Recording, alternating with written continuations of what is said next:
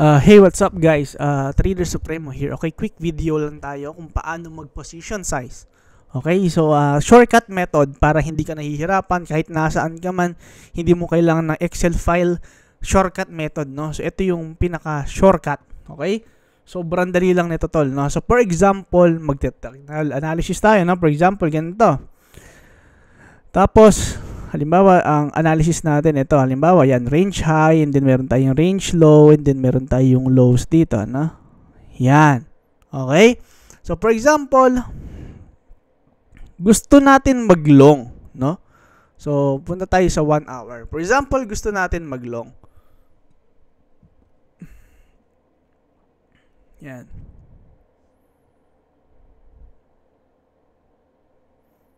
Sorry. Tagal natin replay mode, naka-replay mode, wala. Yan. For example, gusto natin mag-long, no? So, punta ka dito sa gilid, meron tayong tinatawag na forecast, nasa ba yan? Ito pala. Itong forecasting and measurement tools. No? Meron ka makikita dyan na long and then short position. Para sa mga bago, mga tol. So, click mo lang yung long position. For example, maglo-long position ka. For example, andito ka nakapasok. For example lang mga tol, no? Nung pumasok ka dito, ang tinarget mo is range high, which is 73,800, no? Yung line na yan, no? For example, yan. So, yung stop loss mo, ilalagay mo dito sa low. Okay, makinig ka mabuti, no? So, ituturo ko sa inyo to. Okay. Etong red, yan yung stop loss area mo. So, kapag pumunta yung price, below dyan, may stop out ka. Okay? Pero kapag yung price, umaangat dyan, ibig sabihin, profit ka. So, yung line na to, yan yung entry price mo. Entry price. Okay. Kapag ka ito namang red, yan yung pabagsak yung position mo. Okay? So, nagkakaroon ka ng loss dito. Kapag dito, nagkakaroon ka ng profit. Okay? So, malinaw? Malinaw, ano? Ngayon, ano tong nasa gitna? Itong nasa gitna ay risk-reward ratio o reward ratio. Reward, no? What do you mean by reward? So, for example, nag-risk ako ng $50. For example, no, nag-risk ako ng $50. Ngayon, ito yung tinatawag nating reward ratio. So, pag nag-risk ng reward, i-multiply mo dyan, yan yung magiging reward mo pag tatamaan yung take profit mo. So, meron kang 611. So, magre-risk ka ng 50, meron kang makukuhang 611. Pag ganyan, good trade o hindi? Good trade. No? Kasi 12:1 eh. Dapat nga 3:1 lang okay na eh. Pero kapag ka ang trade mo nasa 12:1 or above 5:1, ideal yun. Yun yung pinakamagagandang trade sa lahat. Okay? Okay. So, pero tandaan nyo po, kapag ka mataas yung RR ratio, yung risk-reward ratio, ibig sabihin yan, manipis ka mag-stop loss. So, pick your poison. Pwede ka naman magmaluwang na stop loss, pero maliit yung RR ratio mo. Okay, bibigay ko sa example. For example, andito yung price. Siyempre, madali lang sabihin. Ito lang stop loss mo kasi umangat na eh. What if hindi pa yan umaangat? For example, ayan yung palang yung price. Okay? So, siyempre, iisipin mo, pwedeng pumunta dyan yung price, pwedeng umangat. Ngayon, siyempre, maglalagay ng stop loss, medyo malayo. Tingnan mo ang mangyayari kapag yung stop loss mo andito sa area. Tingnan mo Ano mangyayari sa RR? Sa reward ratio? Magiging 6:1 na kalahati. Okay? So, depende yan kung paano ka mag-stop loss. Siyempre, kung manipis yung stop loss mo, prone ka sa stop out. Pero, maganda yung RR ratio mo. Kapag naman maluwang stop loss mo, maliit yung RR ratio mo, ay maliit yung reward ratio mo, pero medyo makakahinga yung trade mo. So, pagalingan na lang yan kung paano ka maglalagay ng stop loss. Okay? Kaya nga, tinuro ko sa Supremo Range kung paano humanap ng invalidation. Sobrang halaga nun. Kasi ang invalidation, dun ka magko-compute ng stop loss. Kung walang invalidation, mahirap maglagay ng stop loss. Okay? Kaya yun, meron tayong tinatawag na squeeze. Pag reclaim, yung stop loss mo, yung squeeze. Okay? So, malinaw yun, di ba? Okay. Ngayon, turo ko naman sa inyo kung paano mag-compute. No? So, for example, long position, ilagay mo dito sa entry price mo. yung stop loss mo sa low, and then target mo, lagay mo lang 73,000. Lagyan natin sa 73,000 target. Yan. So, ang RR mo ay 12.69.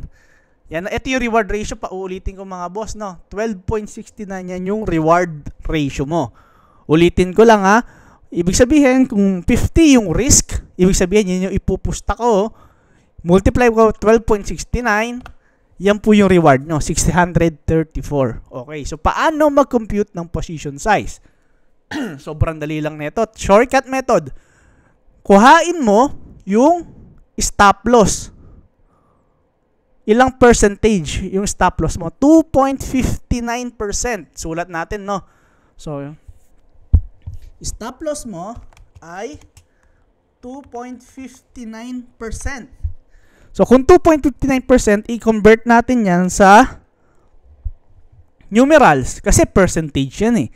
So, i-convert natin sa numerals. So, paano mag-convert numerals? Yung mag-a-add lang kayo ng 2 zero. Pabalik. Pabalik. Kung yung point ay andito, mag-add ka lang ng 0 pabalik. So, 1, 2. So, magiging 0.0259. Ganyan, no? So, hindi ko alam kung ano yung term na kasi ang tagal na nito eh. Parang 10 years ago.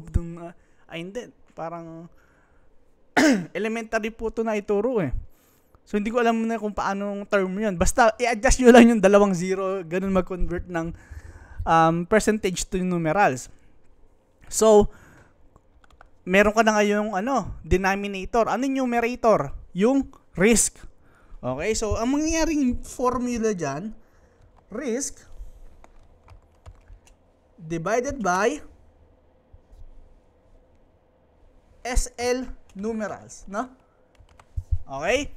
Yung 0.0259. Okay, so paano yun? So, $50 divided by 0.0259 equals calculator natin, no?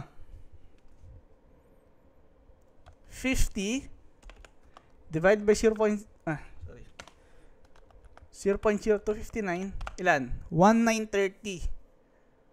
1930. Yan yung position size mo, no? Position size. Ganyan lang kasimple. Okay, bibigyan ko pa kayo ng another example. For example, BNB. For example, naglong ka dito. Okay? Naglong ka dito. For example, naglong ka dito. Lagay ka ng stop loss dito. Nagiging target na 3:1. So, 3:1, ibig sabihin, kung magre-risk ako ng 50, ilan yung magiging profit ko? 150. 3.13, 156. Okay? Ngayon, ang stop loss mo ay 6.67%. So, paano compute yung position size? Magkano yung risk mo? 50.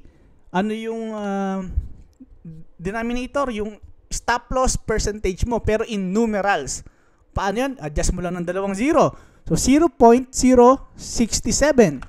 746 yung position size. Ganun lang kasimple. Yung 746, ilalagay mo yan sa exchange. Kung yun yung nakalagay doon, amount. Lalagay mo lang 746. Tapos, iset mo lang yung stop loss mo dito.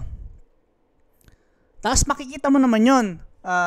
Sa exchange, makikita mo yun na ang loss mo lang ay $50. Merong konting discrepancies. For example, 51, 52, ganun. Pero hindi ganun kalaki, no? Siyempre may fees mga tol, no? Siyempre accounted yun.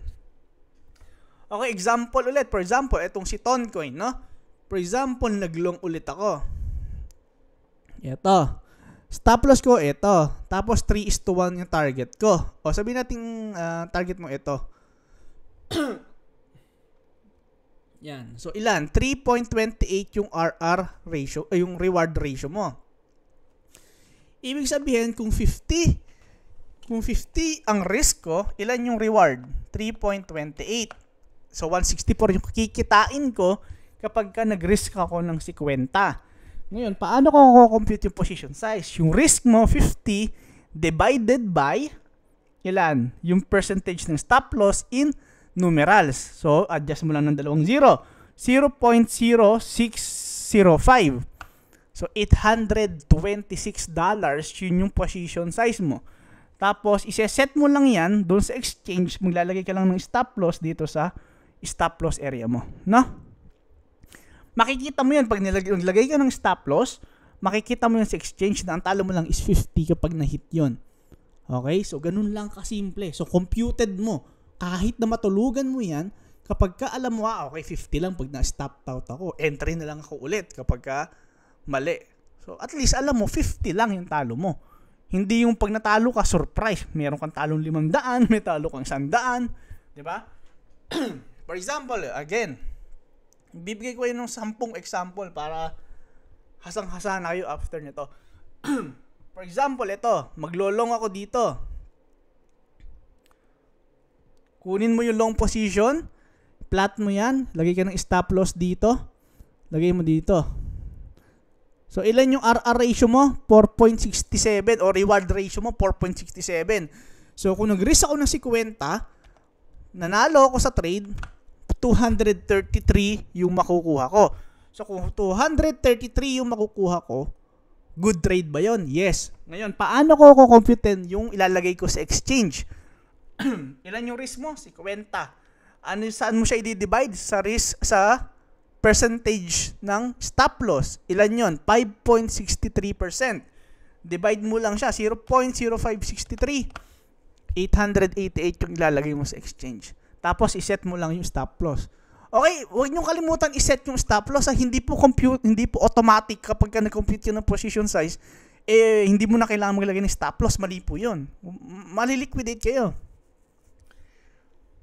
Ang position size, kino-compute lang para kapag ka tinaman yung stop loss mo, yun lang yung matatalo. O, hindi po automatic yan, ha? Okay, malinaw po, ha? For example, ito. Naglong ako dito. Lagyan ko ng stop loss dito. Target ko, ito. So, ilan yun? 3.83:1. So, compute natin ulit. So, kung 50 yung risk ko, ilan yung reward? 3.83. Good trade? Good trade. Ngayon, paano ko kukumputin? Risk, $50. Percentage ng stop loss, 1.54%. Ilagay mo lang sa numerals.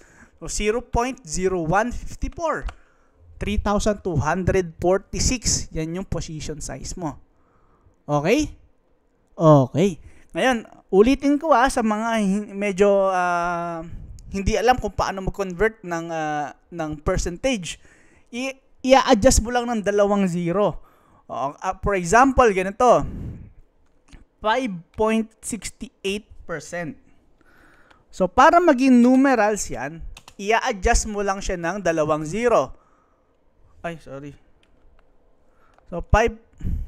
Ulit. So, for example, 5.68%, no? So, para ma-convert yan to numerals, ba't ba ganun? 5.68%. Okay? Okay, di ba? 5.68%. Para yan ma-convert sa numerals, adjust mo lang ng 2 zero. So, 1, lagay mo diyan 0, 0. So, 0.0568%. So, magiging 0.0568, no? Para maging numerals. Okay? So, 2 zero, no? So, kung 5.68, so 1, 2. Kaya yung decimal point mo andito. Okay? Paano kung 10%? Paano kung 10%? Nasaan ba yung 0 pag 10%? 'Di ba andito 'yon sa dulo? So i-adjust mo lang ng 2. Sorry, 10%. Yan, ganyan. Pag ganyan, i-adjust mo lang andito 1, 2. So 0.10. Okay? For example, 12%. So, adjust mo lang ng 2 zero. So, 12. Adjust mo ng 2 zero. 1, 2. 0.12. 0.12. Paano pag 1%? Okay, 1%. So, 1, 1, 2. So, lagi ka ng 0. 2, 0.01. Ganyan lang kasimple mga tol, no? Okay, so malinaw na. Malinaw na, no? So, again, bibigyan po ko pa yun ng 5 example. So, near. For example, near. For example, near. For example, maglolong ako kay near. Lagay ko ng stop loss dito. Target ko, ito. Yan. So, magkano? 6.54 yung reward mo. So, kung ang risk mo ay 50, magkano yung reward? Multiply mo lang. So, 327. Ang risk mo, 50. Panalo mo, 327. Good trade. Good trade. Ilan yung stop loss percentage? 5.06%. So, paano ko kukumputin yung risk na dapat 50 lang talo ko? So, 50, divide mo sa percentage. Sa stop loss percentage. Pero in numeral. So, 0.0506. Ay, sorry. Multiply nagawa.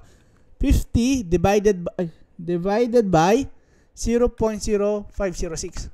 988 yung position size mo. So, yan yung ilalagay mo sa exchange, tapos iseset mo lang yung stop loss mo. Then, pag yun, tinamaan, ang matatalo lang sa 50. Okay? Again, cash. For example, maglolong ulit ako. Naglong ako dito, naglagay ako ng stop loss dito, target ko ito. For example. Okay? So, ngayon, 6.81. So, ilan yung reward mo? So, for example, 50 yung risk mo. Tapos, reward mo is 6.81. Pag nanalo ka ng trade, 340 magiging pera mo. So, for example, natalo ka, stop loss. Ilan yung stop loss mo? 3.44. So, compute mo. Halimbawa, 50 ulit yung risk. I-divide mo lang sa stop loss percentage pero in numerals. 0.0344. So, ilan yun? 1,453. Yan yung position size. Okay? So, malinaw na. Malinaw na, no, tol? Again, last example. Yan. For example, maglolong ako ulit. Andito tayo. Andito yung stop loss. Ang target natin, ito.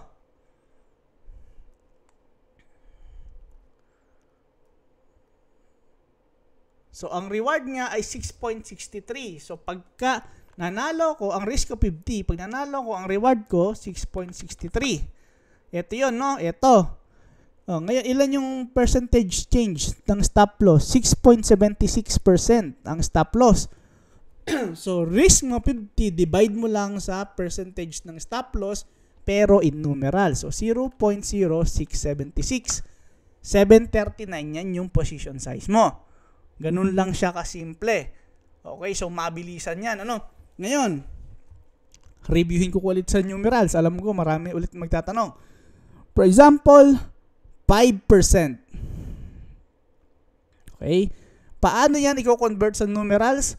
5, andito yon lagi yung point. No? Halimbawa, 5, andito lang lagi sa dulo yung point. So, dalawa. Di ba? Adjust mo ng dalawa. 1, 2. So, saan mapupunta yung point? Yung decimal point, andito. So, ang mangyayari yan, 0.05. Ganyan siya i-convert. So, for example, 10%. So, 10. Paano mo siya i-convert? Andito yung 0 niyan, yung decimal point. Dalawa, 1, 2. So, andito yung decimal point. So, 0.10. 0.10. Ito, 0.05. Ito, 0.10. Make sense? Malinaw? Ulit, 1%. Okay, decimal point, 1. Ito, 1 to 1. Andito lagi yung decimal point sa dulo. So, dalawa, 1, 2. So, meron kang 0 dito, andito yung decimal point. So, 0.01. Yan yung conversion ng percentage to numerals. Okay, another one. For example, 20%. Okay? So, kung 20%, asan yung decimal point? Ito, sa dulo. Adjust mo ng dalawa. 1, 2. So, andito yung decimal point. So, paano siya convert? 0.20. Ganun lang siya kasimple, tol. Okay? Another one. Example ulit. Ano ulit, no? Okay, example ulit. APT. Maglolong ulit ako. Stop loss ko, andito. Yan. Target, so 6.82. So, 50 times 6.82. Yan yung reward. So, 341 yung reward. Ang risk mo, 50. So, good trade. So, 50, divide mo ng stop loss percentage. Yan yung magiging position size mo. 0.048. Ay, 448. So, divide, mga boss, no? Divide 0.0448. 1,116 yung position size mo. Ganon lang siya kasimple. Okay, paano nangyari yon? Kasi 4.48%.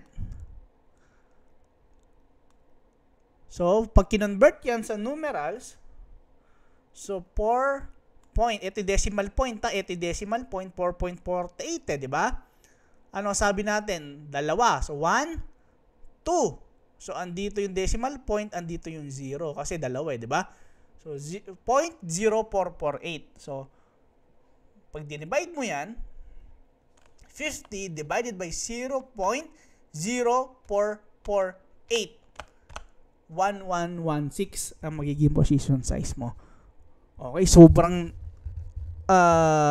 dali na nun mga boss, no? Ganun lang siya kasimple. Okay? Make sense? Make sense na paano mag-compute ng position size? Sa tingin ko naman, lahat kayo alam na to after ng video na to. No? Yan yung shortcut method. Okay? So, hindi nyo na kailangan ng kahit na ano. Yan lang yung kailangan nyo sa position sizing. So, yan lang mga boss. Kung nagustuhan nyo to, okay? Good job. Pag-aralan nyo lang mabuti. Yun lang, ano? God bless.